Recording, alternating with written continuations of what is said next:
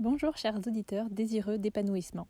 Je m'appelle Stéphanie. Sur cette chaîne et sur mon blog profondelégèreté.com, j'aborde divers sujets de développement personnel, je partage des conseils et astuces pour être mieux avec soi-même, mieux se connaître, mais aussi pour devenir un meilleur parent et accompagner au mieux son enfant dans sa construction.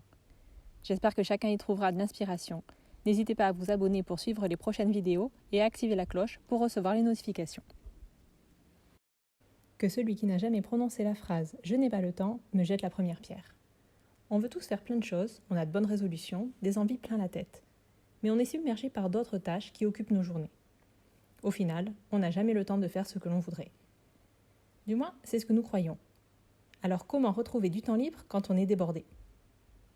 1. Définir ses priorités pour gérer son temps. Je ne vais pas y aller par 4 chemins. Le temps, c'est une question de priorité et de choix. Et oui, si on ne fait pas de sport, si on ne lit pas, ou si on n'apprend pas une nouvelle langue, ce n'est pas parce qu'on n'a pas le temps, mais parce que ce n'est pas notre priorité. Notre cerveau aime bien les activités faciles et habituelles. Il n'est donc pas toujours évident de trouver le temps pour un petit cours d'espagnol, alors qu'il est si simple d'aller voir ce que nos amis postent sur Instagram. Pourquoi irait-on se fatiguer à faire une séance de cardio, alors qu'on pourrait plutôt regarder la dernière série Netflix ? Reformuler « je n'ai pas le temps » par « je ne prends pas le temps ». La première étape pour mieux gérer son temps est donc de remplacer « je n'ai pas le temps de » par « je ne prends pas le temps de ». C'est quand j'ai commencé à faire ce petit changement de langage que j'ai vraiment eu le déclic. J'avais le pouvoir et la responsabilité de ce que je voulais faire et du temps que j'y accordais. Je vous conseille de vous exercer régulièrement. Reprenez-vous à chaque fois que vous vous entendez dire que vous n'avez pas le temps. Par exemple, si vous vous dites « je n'ai pas eu le temps de faire ma séance de sport aujourd'hui car je devais faire les devoirs aux enfants ». Reformuler en « je n'ai pas pris le temps de faire ma séance de sport aujourd'hui car je voulais faire leurs devoirs aux enfants ».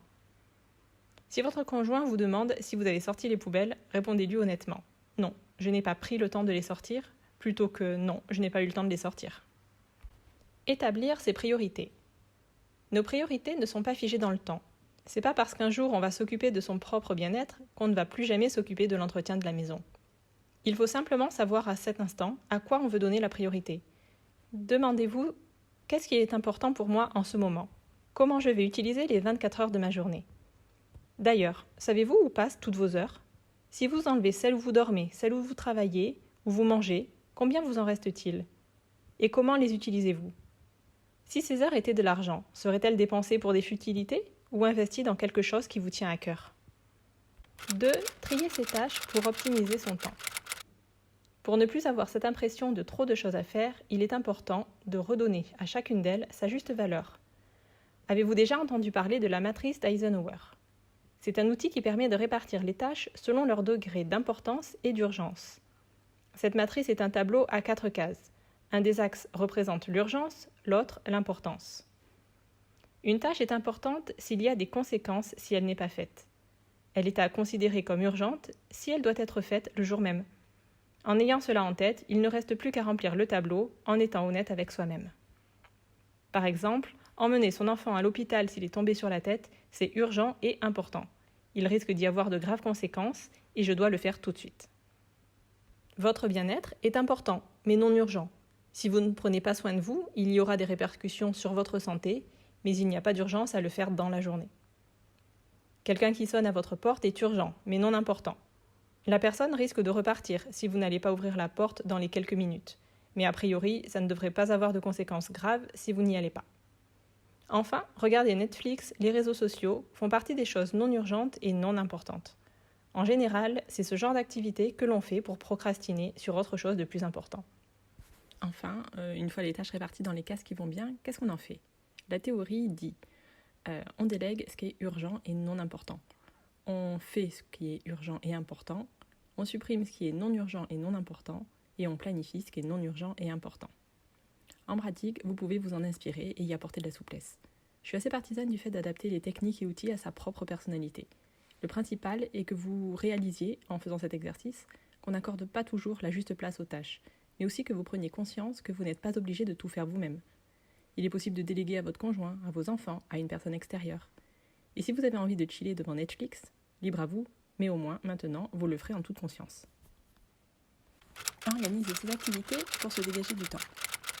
Maintenant que vous avez une vue plus précise de l'importance et de l'urgence de vos tâches, vous pouvez planifier celles que vous pouvez.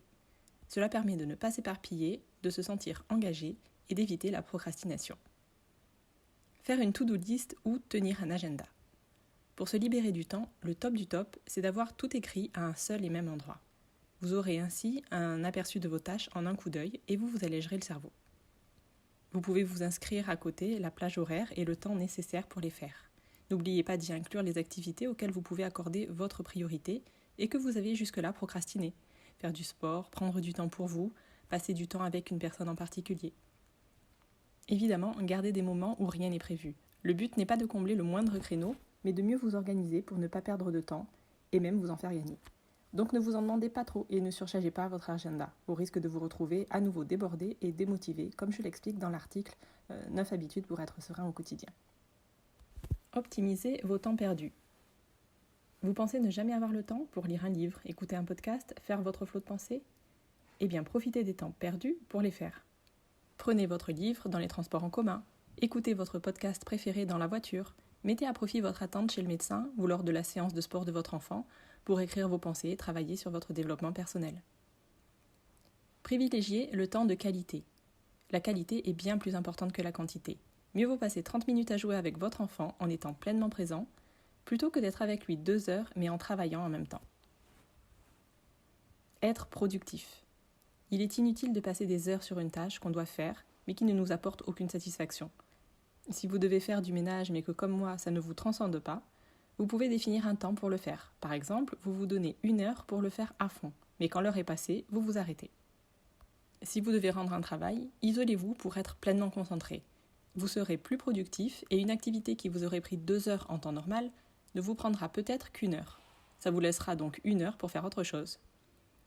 Si vous avez envie d'aller faire un tour sur les réseaux sociaux, là encore, vous pouvez vous donner un temps limité pour éviter de tomber dans le scroll infernal et vous rendre compte que mince, il est déjà 20h et ça fait presque 1 heure que vous faites défiler les pages sans cesse. Regroupez les tâches similaires.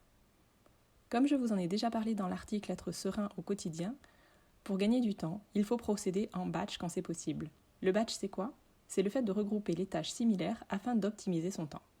Par exemple, plutôt que de préparer chaque soir le repas, vous pouvez préparer le dimanche les bases qui vous serviront pour les premiers jours de la semaine.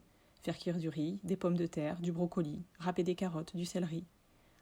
Ensuite, le soir, vous n'aurez plus qu'à agencer ensemble vos aliments, éventuellement les faire réchauffer, y ajouter une petite sauce, et voilà.